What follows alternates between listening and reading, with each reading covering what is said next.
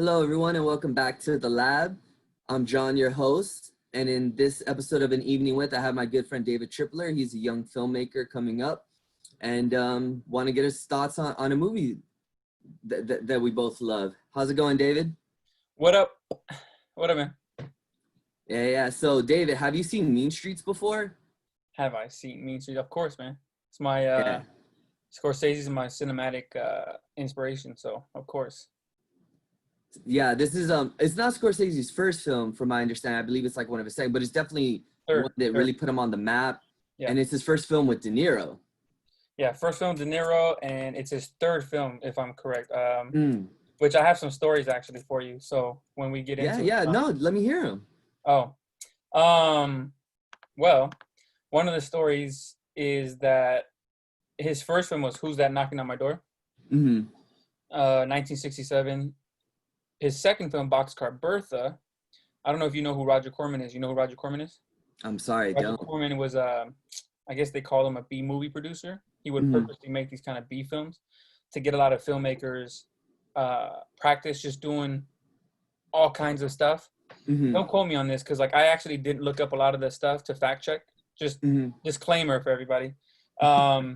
Because I wanted to see what I remembered, because obviously in college, I was such a big fan of Scorsese, and him inspiring me to even want to make movies and bring these LA stories to life the way that he did, the way that Spike Lee brought New York to life from his perspective. There's a movie called Boxcar Bertha, B movie, Roger Corman.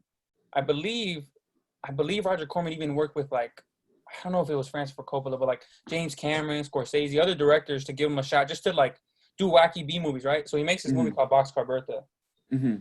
And I believe John Cassavetes is like a big independent cinema like god, right? Everyone talks about John. John is from New York, I believe. He inspired Martin Scorsese to stop fucking around and make movies like Boxcar Bertha and get back to what he knew he could do and bring the stories to life of what his experiences were. And I think, if I'm right, and like I said, disclaimer, I didn't fact check all this. I didn't want to fact check it. I wanted to go off memory and what I used to read. I think he's the one that pushed Scorsese to go and challenge himself to tell those stories again. And after Boxcar Bertha, Mean Streets came out. And that's like a year later, he co-wrote it. And to me, yeah, I mean, like, as a Scorsese fan, I have not seen Who's That Knocking on My Door, which is his first film, and I want to. I have it. I have the DVD. I need to watch that next, actually. But Mean Streets to me is like, without watching Who's That Knocking on My Door, so far shows me all of the energy Scorsese brings to his movies. Music is a big factor. I know you brought that up, so we'll get into that.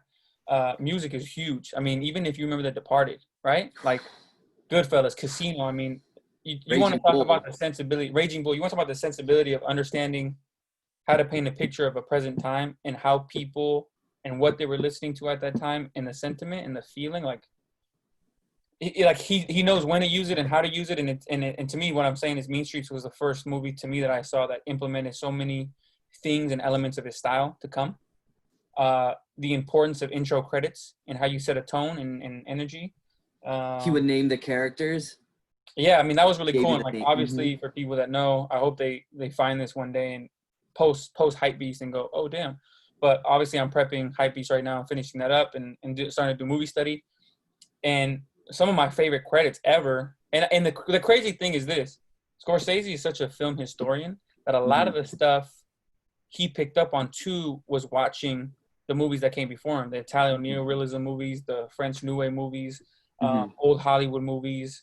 There was Indian influence from cinema styles from there. Obviously, Akira Kurosawa, who Spike Lee mentions a lot, the greatest of all time to me. And so there's all these elements he took too to make him uniquely his in his movies, right? And I think that's what we do. We just evolve. And the best fucking credits that I ever, for me, remember always was Goodfellas. Where the car's going down the highway and like the credits just sweep in and go, and it's like, and that's kind of what inspired the idea for the Hypebeast. Because you have had the privilege of reading Hypebeast already. That's what inspired that title card, of the out of focus slowly coming in three words into one, hype beast. But also have that effect where it's like old school projector screens. Remember when we were in grade school? Like having that marker look where you have it on top of a projector when it looks Even with like, the grains, right? Because yeah. Like some of the stuff that he opens up with, it's very grainy, very the real. pictures, I mean, the cutting in of the 4x3 squares to look like film pictures, and really showing you the people that exist in this world, you know? And I think that's like brilliant. It even gave me an idea too, because I feel like Hypebeast is a coming of age love story, bait and switch mashup genre. That I think it's really cool to then think, because I was like, oh, that'd be really cool when we see Dre in high school in 2004 with his friends, if we do those introduction names on the screen, you know, where it's like Marco, Justin, Dre, Ariana, you know, where it's like, it's just, you get a little bit of a different sensibility with each part, because I feel like, and like I said, you read it, so you know what I'm talking about, but when people see it, hopefully, the first part is very coming of age film, you know, kids, 1987. High school 2004 feels more like comedic and fun and love story and romance. And then part 3 definitely feels, you know, thriller, tension, you know, bait and switch that we talked about. Oh man, you said a lot there, but I love what you said about how Spike gives us somewhat of New York and things of that nature, because this is definitely a slice of life of New York in the 70s that Scorsese kind of paints the picture, and he does that with visuals. He does that with even the language. The language is very vulgar, or at least now would be very crass, right? Because they use very just bad words. You know, they have the hard N word, they have the C word for women, they don't hold back, and it's really that, because Scorsese is kind of known for having a lighter or a very non-existent plot. This, especially with this film, this is definitely more character driven, where we're basically taking on this ride of what these four guys do, you know, their day to day, what's going on. They're on the cusp of being part of the mob, but at the same time, like, they're real people, and it's very symbolic. This film is very, very symbolic, and I'm sure that, like you said, Scorsese has his idols and the people that he drew inspiration from, and now you're drawing inspiration from him and paying homage and respect and all that, like a Tarantino did with Pulp Fiction, because in this film, they spend a lot of time at the bar that Tony owns, and it's a red lighting. It's very beautifully shot. All of Scorsese's films are very beautifully shot, but this, he has like very interesting techniques with the camera because he didn't have a budget. You're right. This is one of his earlier films. And that lends itself to a style that is specific for the film, you know? The grittiness and the movement and letting people be. Yeah, exactly. And so that's awesome that, you know, for the project that you're working on, you get to then show like your Scorsese influence, because this film, going back to what I said, it's very character driven. And I remember you mentioned it to me before, but it's basically a modern day Saint, right? We follow the main character, and he's always kind of torn because he wants to do the right thing, but he kind of has his own plans. And it deals a lot with, I think, Catholicism. You see him playing with fire in the beginning. He always talks about his hand being messed up. And I grew up Catholic, so one of the things that we learn is you experience a lot of pain on earth because you'll experience less pain in purgatory. It's kind of penance and how you pay for your sins. And that's definitely like a main factor, I think, for the main character throughout the film, right? Charlie, he's always trying to do the right thing. He's always trying to save people. He's trying to be the saint in every scenario. And we see that with De Niro's character, Johnny Boy, because he's just a complete fuck up. And it's interesting to mention that, because obviously the more I think about that, I think I didn't realize why those themes drew me in. And I think why they pulled me in early on is because I always went to private school, Catholic school. You know, my parents, you know, growing up in Lenox and stuff, my dad did go to St. Joseph. He did go to a Catholic elementary, and then that's why he wanted me to go there, you know. And then with basketball and stuff, you know, going to Bishop Catholic High School, LMU, Jesuit, you know. And so it's always around me. But in high school was the first time that I chose not to get confirmed when I learned about the Crusades. And I had a problem with that. And I don't know why I felt this way then, but I had a problem with that. I had a problem with the idea of someone being the one person that's closest to God when we're all supposed to be his children. Right. And it made me feel uncomfortable because I wasn't trying to antagonize. I Right. said some stuff in my theology classes that my teachers were like, yo, you need to calm down. But Right. it's Right. like, but I'm just trying to challenge and engage in dialogue. But Right. what I realized was I felt morally conflicted to that. I felt morally conflicted to what side I needed to be on. Mm-hmm. And I think in specific, before I get into what my cinema I think is going to be with Hypebeast, Mm-hmm. I think with Scorsese, the backstory that's cool that a lot of people don't even realize, that unless you're like a true diehard, right, You're is right. that he wanted to be a priest first. You Mm. know, he wanted to enter and do that path, but the 70s came calling and rock and roll, and it was a wild time. And I don't want to even misquote this too, but I think in his book, I think there was something I read about a wild time where he tried to push it to the limit, you know. Mm-hmm. And I'm like, whoa. But someone that's so close to that religion and the Catholicism, because he grew up so Catholic with his parents in New York, right? Mm-hmm. That was always a Mm-hmm. big part of his life. Right. And the reason why that spoke to me so much in his cinema is, one, it didn't take over the narrative, Mm-hmm. but it's clearly a huge component of what he's trying to say. Oh And when yeah. I first saw Mean Streets in college, I was just like, what the hell is this? Because that energy you can't replicate unless you've lived it, Right. right? And then you take what his background is and he infuses that DNA into his movie. Mm-hmm. And you knowing me now for a little bit, like that's what makes me realize Hypebeast to me is going to be. Yeah. It's going to tell a perspective that you know well, right? Being Mexican American, people look at you and they stereotype you. People Yeah. look at me and they stereotype me because I have a white last name. But I grew up in Inglewood. I grew up in Hawthorne. I grew up in Lenox. Like, I grew up around these cities that we grew up in and have that same experience. Yeah. So you have to show that lived-in experience and evoke that emotion, right? Mm-hmm. Well, so to the next point, Mean Streets was so cinematic. I mean, you talk about cinematography and lighting and even having a raw element to the style. That Mm-hmm. redness in the bar the whole time, like, Mm-hmm. clearly it signifies evil, right?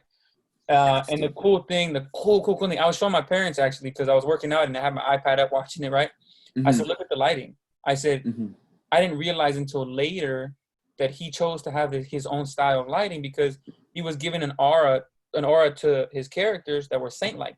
Mm-hmm. And growing up in Catholic settings, right? What do we know to be true? We see those paintings and the pictures of saints in the churches we go to, right? Oh yeah. And what do they look like? There's a little extra light shining behind it, right? Mm-hmm. Mm-hmm. But the cool thing in Mean Streets is, like, you see the characters that are trying to seek salvation and talk about it are painted that way. And Yeah. in the foreground, in the background, it's still very red. And it's something that I'm discussing with, my cinematographer right now that, hopefully we continue on this path for Hypebeast. I Mm-hmm. want that motif in Hypebeast. I Mm-hmm. want to talk about this character's journey being always stuck in between worlds. And Mm-hmm. that to me is my cinematic message because we're code switchers. We've been code switchers our whole life, but how do you communicate that in a movie without being on the nose and preaching it? Right. And for Hypebeast, it's like, here's this character who has always in between two worlds. His Mm-hmm. family decisions, his friendly decisions, the urges he has to satisfy that familial need. Where does that come from? That comes from our Hispanic, from our Latin identity, right? Where Mm-hmm. it's so ingrained for us to be family, Catholic. Well, where does that come from? Where does that overarching theme come from where we need to be selfless? It comes Mm-hmm. from the Bible. Yeah. The quest for the greater good. And I'm like, wow, I still believe, even though I didn't pursue more of my Catholicism and go to church all the time, I still believe in a selfless way of living. I still Yeah. choose to do the greater good, hopefully, and be of the greater good and help people and be there for people and through my actions lead, right? So in Hypebeast, it's like, well, what does that message mean when you try to do the right thing that we know is the right thing that ends Mm-hmm. up bad? And I realize that that's where the themes of redemption and selflessness still play a factor, and it taking courage to still be that when things have gone wrong. How do you show Mm-hmm. that in a movie that needs to be entertaining? Oh man, I mean, you definitely hit it on the nose, and uh, you can just already hear the passion of what you're saying or behind what you're saying, and how hard it is, how difficult it is to paint that picture. And I'm sure we're definitely going to see that in Hypebeast, and we definitely see it with Charlie too, going back to Mean Streets, just because he, as an audience, right? And I think you can speak to this as a filmmaker. As an audience, you want the audience to be feeling a certain way about the characters that they're watching. And as we're watching the protagonist, specifically the mean streets, going through, always trying to help people, at some time it comes to a point where the audience is probably saying, what, like, stop. Mm-hmm. You can't go any further. But like you said, when you're torn between two worlds, not even you as the person going through the journey struggle to see where the light is coming from, right? Because to you, you see light in all directions. And that's, I think, what the protagonist in this film shows off, and something that I'm sure you could bring to light with your protagonist when you're talking about Hypebeast. But it's always about that, right? Because to some people, it's going to read to, this guy is dumb, he needs to learn his lesson, and he needs to do this. But as the audience, we have the luxury of 20/20 vision, because we see everything, and we know that there is a beginning, middle, and end. But as a person going through it, when it comes to life, even in movies, you know, the main character, they don't see the end. They don't see that light at the end of the tunnel. All they know is, this is what's going on, and I want to make the best out of a bad situation. And At least, yeah. Yeah. And that's storytelling, though, right? Like, yep. We're not watching people just succeed all the time, which was an early note in my script, right? Here's this character we like, but there's a lot of succeeding, right? Where the conflicts where this person makes the mistakes. And I think that's where also those themes come back into play, to say, that's why we watch story. Right. How do we watch people overcome? How do we watch people triumph? How do we watch people make mistakes and redeem themselves? Can they be redeemed and go into mean streets? I think it's crazy to think, when you watch all of his stories moving forward, he's always had that thing with him where he's looking at these characters that are so conflicted and so raw and flawed. And he is asking the question, and I don't even want to go as far, because I don't know if this is true, but I don't want to go as far as to say, in a way, he's being a priest through cinema. But I'm almost wondering if he's taking that role on to say, I'm presenting you these characters that have made poor choices or have had difficult lives. Can they still find redemption? I mean, growing up Catholic, I'm sure that's something. If he were a priest, these can be the proverbs and the stories that that's what I'm right. And that's what, and that's what I'm saying. Going back to me and you talking about him having the lions, I think, or the cats in the back room of Mean Streets. Tony, and what I texted you right away. I was like, oh man, I was like, that's the lion's den parable, right, in the Bible with Daniel. And I'm going, it's right in your face. They didn't mention it. However, one of the next scenes, and like I said, if we really went beat by beat, one of the next scenes is that they're in the pool hall, and one of the characters says something along those lines where he says, you want to be like me, you want to be saved. He says it, plainly. And I think those are the subtleties in which we don't need to be on the nose with everything we're trying to infuse into the movies. And it's just like, when you look at the rest of his movies and you think about the Raging Bulls, right? Here's a true story about a boxer who also had his flaws. Goodfellas, Casino, even The Irishman that just came out.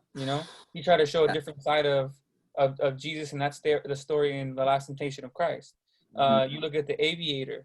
You look at Shutter Island. I love Shutter Island. So you see what I'm saying? He's always presenting these questions, and I think that's why people in meetings will always ask you, well, what do you like to write about? To find out your voice. And I'm starting to find, like, I'm also writing from a second generation perspective, but I'm also questioning the gray areas in morality. Yeah. And the gray areas in moral code, because it's not always black and white. And why do I feel that way? I feel that sentiment because of how I've grown up. I've grown up in the middle constantly. There's a battle between, we're not from over there, we're not from here. And then within my community, there's a battle of, am I loud enough? Am I fighting the right cause? You know what I mean? I think when it comes to stuff like that, I think everyone can agree too. You always feel like you can do more, right? I felt it when I've lost, my family members, unfortunately they passed away too early. But at the funeral or whenever, tragedy strikes, and you stop and think, like, I should have said more. I could have done more. I could have done these things. Yeah, regret.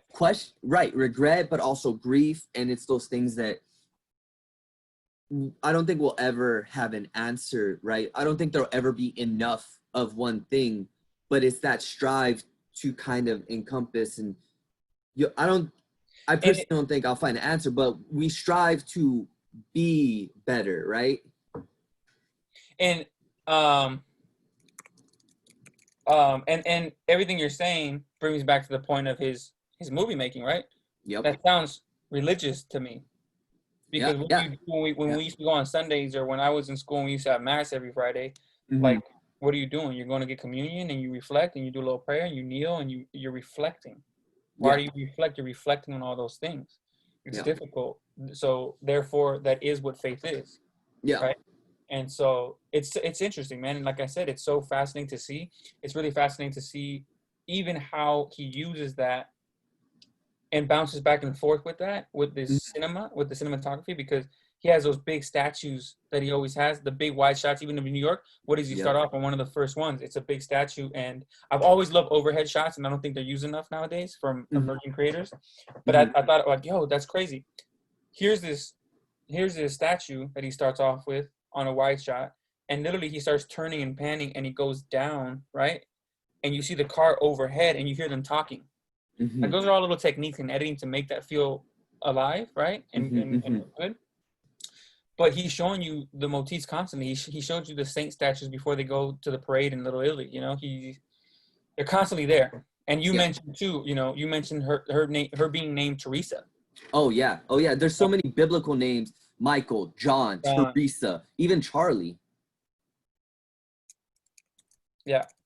So there comes to that. What I want to ask you about is getting towards the end, right? Scorsese's really good about ambiguous endings sometimes. Not sometimes. He's really good with ambiguous endings.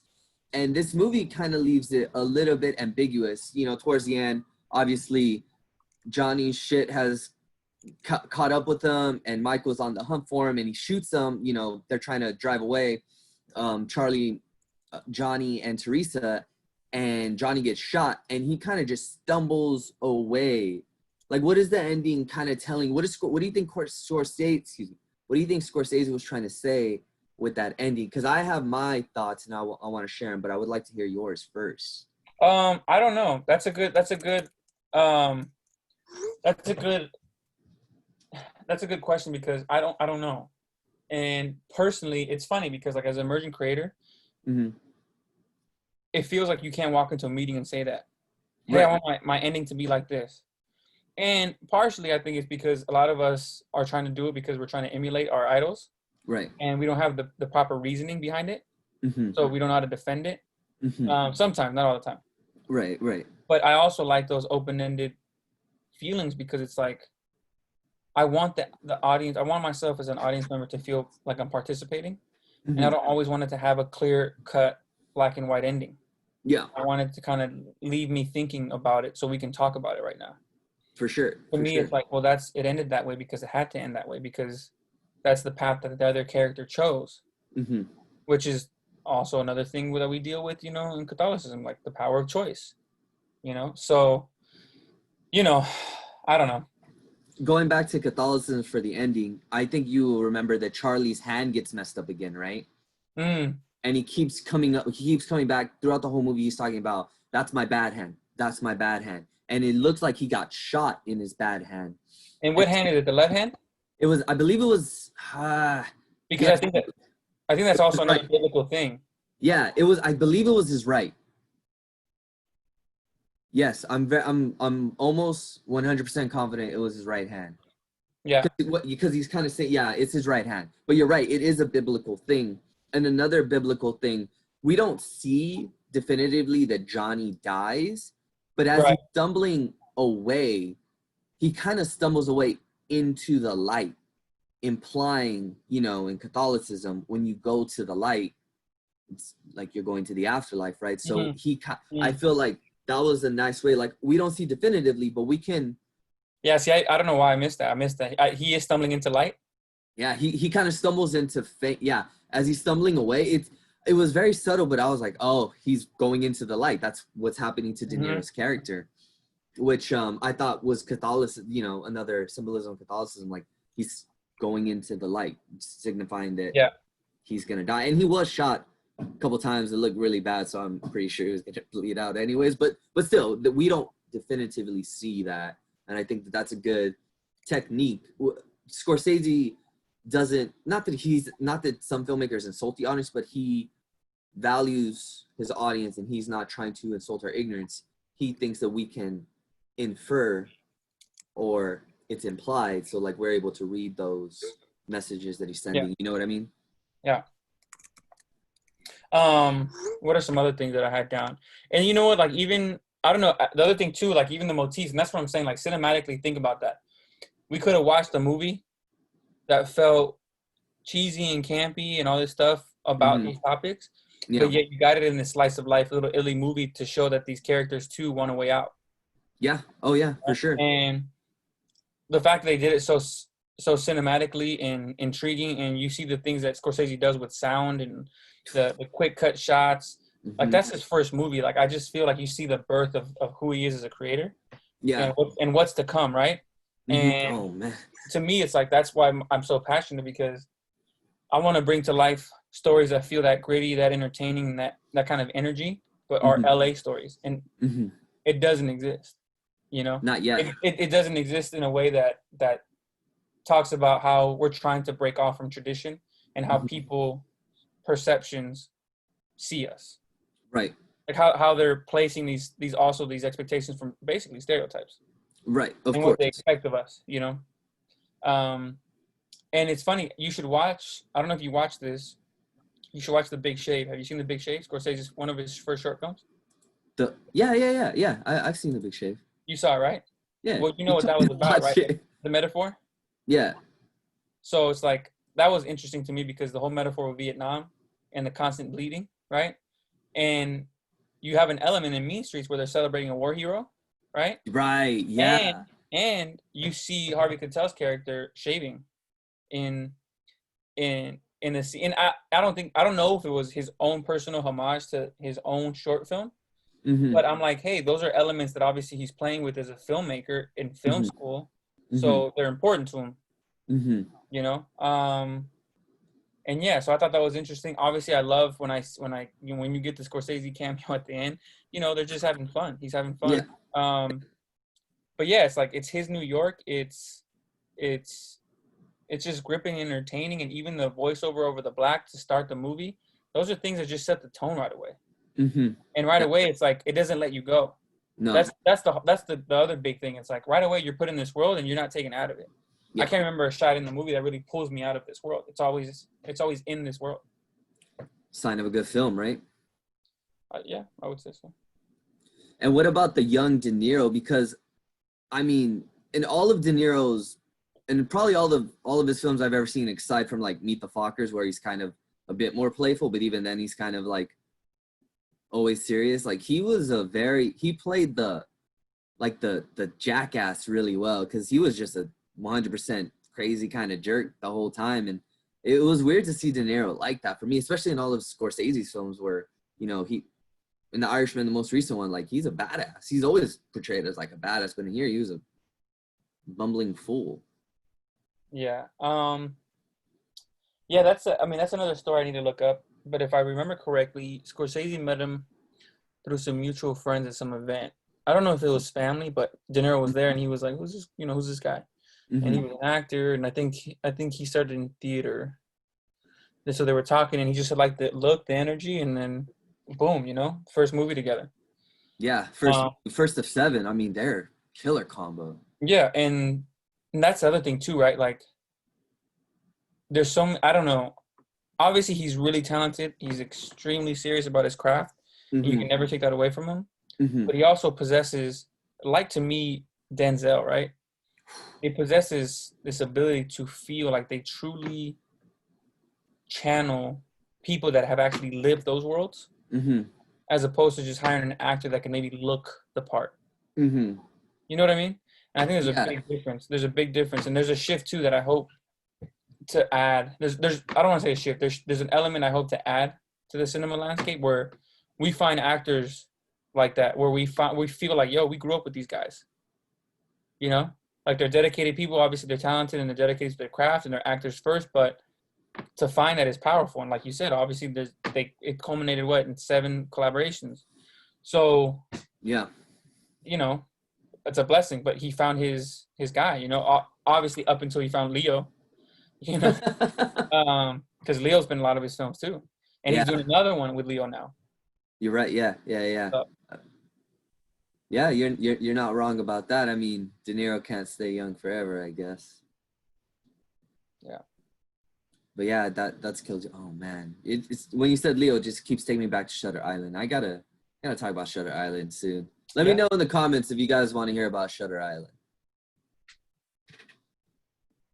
Any other closing thoughts? Anything else on Mean Streets, David? I feel like we've talked a lot about it, but also a lot about just Scorsese and how iconic he is, and just gosh, what a mastermind. Yeah, like I said earlier, like I didn't realize how masterful of a movie it was. Mm-hmm. Obviously, I knew it was great when I saw it the first time, but I think, years ago, Yeah. college, right? 7, Yeah. 8 years ago. So now having a little bit of a more mature perspective, I think in time to really unpack it, just Mm-hmm. shows you the strength of the movie. Because now we're still talking about it in a way that goes, oh my God, to me, I mean, like, him and Spike Lee are just such great influences. Martin Scorsese, to me, more so, just because I just fell in love with the cinema earlier. And Mm-hmm. he's such a historian of movies. Like, Yeah. the dude, they say, is an encyclopedia. Like, Yeah. along with, like, Steven Spielberg, like, those guys just consume cinema, Mm-hmm. right? Mm-hmm. And the language of it and what they do. And that inspired me to then go dig deeper and find the old movies. Because being a kid who never thought about movie making and then seeing like, oh man, all my favorite movies, Scorsese. I was like, oh, it made me want to look him up. And then when I looked Mm-hmm. him up, it made me want to dig deeper because he would talk about the history and knowing your history about it, And obviously Hugo is such a cinematic homage to what he liked growing up, being a Mm-hmm. kid growing up and seeing those films. Mm-hmm. But yeah, closing thoughts, man, is just these guys are pretty incredible with their cinema in terms of Spike and Martin Scorsese. And like the thing I was going to mention with Mean Streets, it does remind me of She's Gotta Have It. Because to me, Spike Lee's first film, Yeah. I mean, when you watch that movie, right away I just had a sense of like, man, this is such a strong first statement of a film for any filmmaker that it was just so unapologetically raw and real and felt unique. Mm-hmm. You even get that with the introduction and Do the Right Thing, right? Like the dancing with the Mm-hmm. credits and all, you're just like, who are these people, right? Like how did Mm-hmm. they're just doing their thing and they're leaning into what they want to do. But they're Yeah. still very good about how they present their cinema to a mainstream audience. And I think that, yeah, man, I mean, it'd be a dream come true to be one of those people in our community moving forward and just make some entertaining, dope stuff. But there is deeper hidden Trojan horses within the narrative. Oh, 100%. All right, Dave, where can we find you these? How can we keep up with what you're doing in your projects and Hype Beast and all that? Where are we going to find you these days? Yeah, you can follow me at cinema trip _ on Instagram. So cinema trip _ is that how it is? Yeah. Okay. Not cinema _ trip? Nope. Okay. Cinema trip _ on Instagram. All right. Cool. Yeah, cool, cinema cool. trip. I just liked it because like obviously my last name's Tripler. Everyone calls me Trip. My whole Yeah. life it's been Trips, Tripler.